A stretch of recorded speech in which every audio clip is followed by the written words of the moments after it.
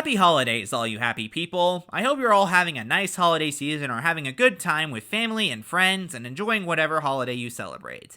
With only a few days left in 2023, I have one last major animated film to talk about before we draw the 2023 season to a close, and I prepare to start up my 2024 review season.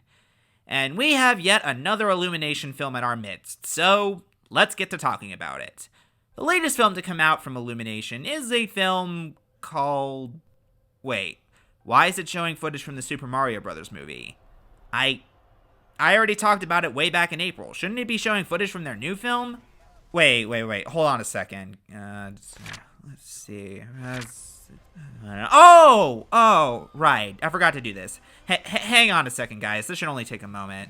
Alright, let's see. I have to push this. And, yep, that's right. And after that... there we go. That's more like it. Anyway, as I was saying, the latest film to come out from Illumination is a film called Migration. And when it comes to the two films that were released by Illumination this year, this is the one I was excited for more. Don't get me wrong, I was looking forward to the Super Mario Bros. Movie, and I did think it was a lot of fun in the end, but Migration seemed like the film that had a lot more potential of the two. And there was a big reason behind that. The director.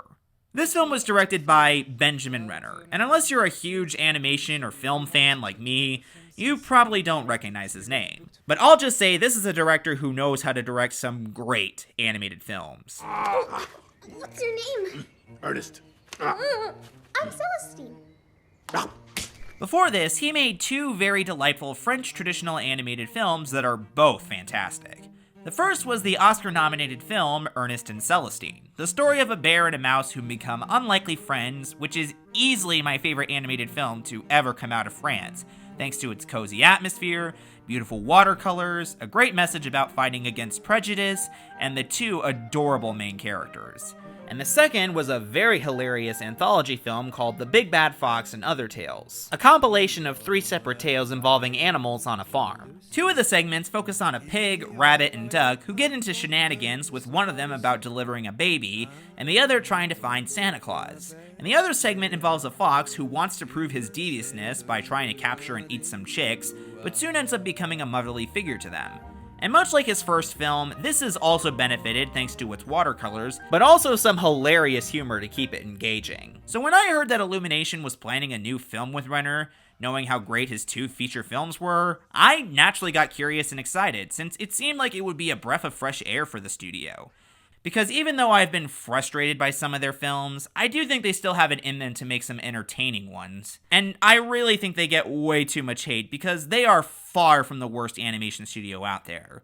I loved the first 2 Despicable Me films and the first Sing, and I even liked The Grinch and the Super Mario Bros. Movie. Plus, unlike some other animation studios out there that I can mention, they actually treat their employees well. And I do think they have been striving to up their game lately, especially considering they started a new animation label for adults called Moonlight with former Netflix animation exec Mike Moon, and of course with hiring outside filmmakers like Benjamin Renner. Which brings us right back to Migration, their latest original film. And how was it overall? Honestly, I really enjoyed this one a lot. This was tons of fun. For years I considered Sing my favorite film that Illumination has made, but now I can easily say that Migration is the very best film they've made and my new personal favorite from them. This one really has so much charm and fun to spare, and I really liked watching it from beginning to end.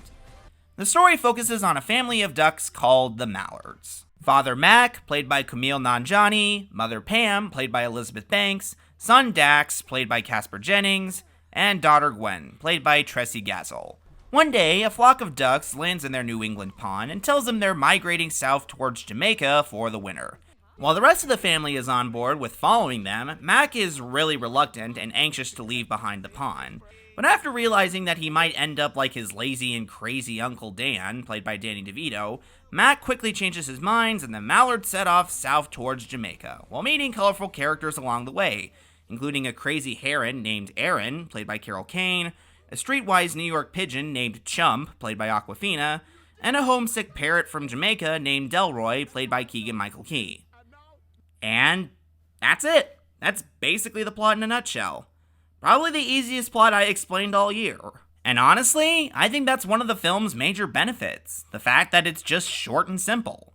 This is not the most complicated plot out there, since it's simply about ducks flying south for the winter, but I feel the simplicity of it is what really makes it work. It's not trying to be grand or massive, and I don't think it needs to be. It's basically just a silly vacation film where a family gets into shenanigans and mishaps along the way as they try to get to their ultimate destination. And as someone who really loves those films, I think this film really exceeds at that. Renner and his screenwriter Mike White pointed to Little Miss Sunshine as their ultimate inspiration for this film, and as someone who considers Little Miss Sunshine one of my all-time favorite films, I can really see them capturing its style quite well. It's definitely a bit more like The Big Bad Fox, since it's pretty episodic as we see the family just go from place to place and bond with each other and get into some mayhem along the way, and all of it mostly works. And I think that's something that really works in Illumination's favor. Whenever they have a lot more simple stories to work with, they really seem to get things a lot more under control. Plus, the film happens to be quite funny, as a lot of the stuff we see is pretty common for road trip gone wrong movies, like the family getting lost, meeting some strange folks along the way, and all bonding each other with some sweet little moments. Not to mention some pretty hilarious slapstick to boot. There's a lot of that charm from Ernest and Celestine and the Big Bad Fox here, as well as tons of heart, which is something that I feel some of Illumination films have lacked. One of my favorite scenes in the film is one where the mallards play in the clouds. It was really so lovely and sweet, and it also helps that the animation is quite beautiful there. Speaking of which, let's get to talking about that.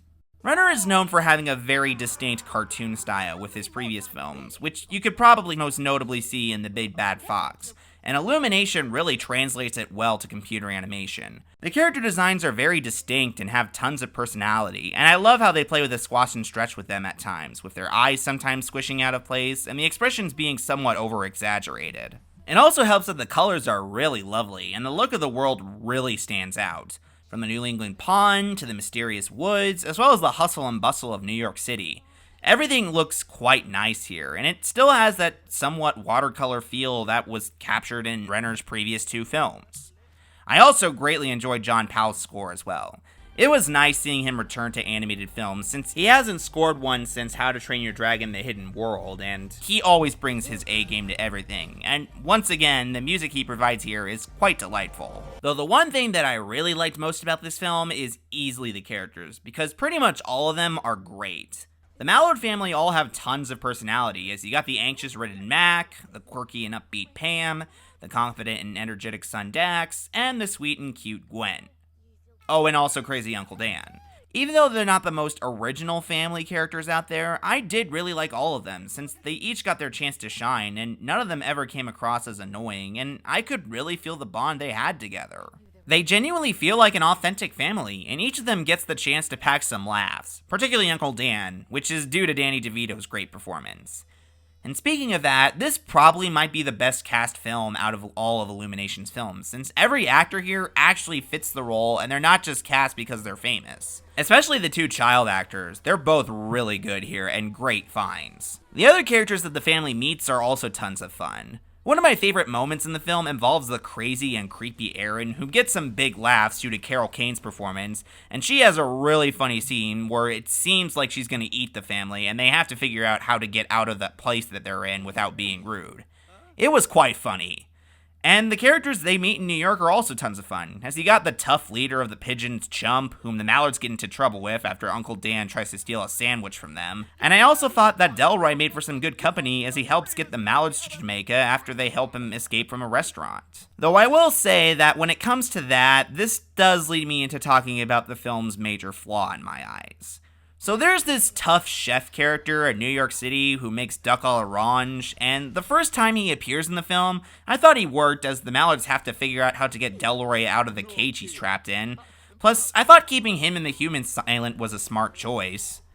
But then this chef keeps coming back and starts to chase after the Mallards, and I just kept wondering why.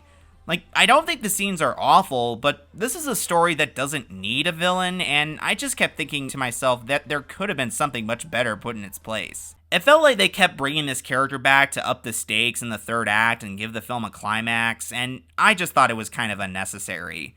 I kind of wanted a bit more moments where the Mallards encountered some strange birds along the way, since that's where the film really worked. That's really the only major bump the film has. Otherwise, Migration is a very solid and entertaining film that really stands as Illumination's very best. Despite its unnecessary villain, this film really works quite a bit thanks to its simple and heartfelt story, gorgeous animation, and very memorable and funny characters. This is the film that I really liked, and it makes for a nice film to watch for the holidays. Benjamin Renner and Illumination really made a very fun little film here, and I do recommend checking it out, especially if you liked Ernest and Celestine and the Big Bad Fox and other tales. I do really hope Illumination can keep making more films like this, because this really plays so much more to their strengths compared to their other films. So with that said, I'm going to give Migration a 9. It is so much fun, and it's really a good time. Despite my problems I've had with Illumination over the years, I do think they've always had it in them to make a solid animated film, and this film is no exception to that. With a great story, fun animation, and some delightful, heartfelt characters, this is a film that really does soar.